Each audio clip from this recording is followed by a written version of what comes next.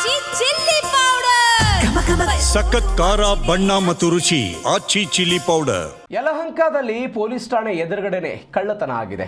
RMZ mall ಮುಂಭಾಗದಲ್ಲಿ ನಡೆದಿರುವಂತಹ ಘಟನೆ ಇದು.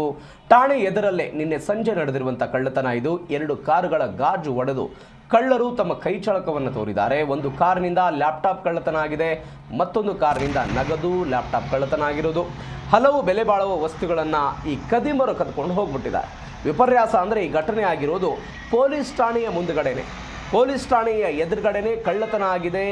ಲ್ಯಾಪ್ಟಾಪ್ ಮತ್ತು ಹಲವು ಬೆಲೆ ಬಾಳುವ ವಸ್ತುಗಳನ್ನು ಕದ್ಕೊಂಡು ಕದಿಮರು ಹೋಗಿರೋದು. ಮತ್ತೊಂದು ಕಡೆ ನಗದು ಕೂಡ ಇತ್ತಂತೆ. ಇದೆ ಯಲಹಂಕ ಪೊಲೀಸ್ ಠಾಣೆ ಎದುರುಗಡೆ ಇರುವಂತಹ ಒಂದು ಮಾಲ್ನಲ್ಲಿ, RMZ ಮಾಲ್ ಮುಂಭಾಗದಲ್ಲಿ ಕಾರಿನಲ್ಲಿ ಕಳ್ಳತನ ಆಗಿದೆ. ಸಹಜವಾಗಿ ಜನರಲ್ಲಿ ಆತಂಕದ ವಾತಾವರಣ.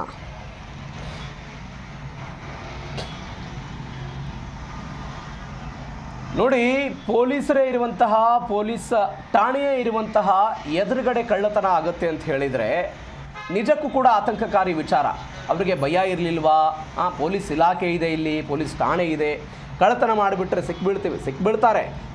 ಯಾವ ಭಯವೂ ಇಲ್ಲದೆ ನಿರಾತಂಕವಾಗಿ ಈ ಪರಿಪ್ರಮಾಣದಲ್ಲಿ ಕಾರಿನ ಗಾಜಿನ ಪುಡಿಗಳನ್ನು ಒಡೆದು ಕಾರ್ನೊಳಗಿದ್ದಂತಹ ಮಟೀರಿಯಲ್ಗಳನ್ನು ಕಳ್ಳತನ ಮಾಡ್ಕೊಂಡು ಹೋಗ್ತಾರೆ ಅಂತ ಹೇಳಿದರೆ, ಒಂದು ಕಾರಿನಿಂದ ನಗದಂತೆ ಲ್ಯಾಪ್ಟಾಪ್ ಅಂತೆ, ಮತ್ತೊಂದು ಕಾರಿನಿಂದ ಬೆಲೆ ಬಾಳುವ ವಸ್ತುಗಳನ್ನು ಖರೀದಿ ಮಾಡ್ಕೊಂಡು ಕಾರ್ ನಿಲ್ಲಿಸೋದೇ ತಪ್ಪಾಗ್ಬಿಡುತ್ತಾ? ಹಾಗಾದರೆ ಪಾರ್ಕ್ ಮಾಡೋದೇ ತಪ್ಪ? ಇನ್ಮೇಲೆ ಹೆಂಗೆ ಹೋಗೋದು? ಜನ ಓಡಾಡೋದಾದರೂ ಹೆಂಗೆ?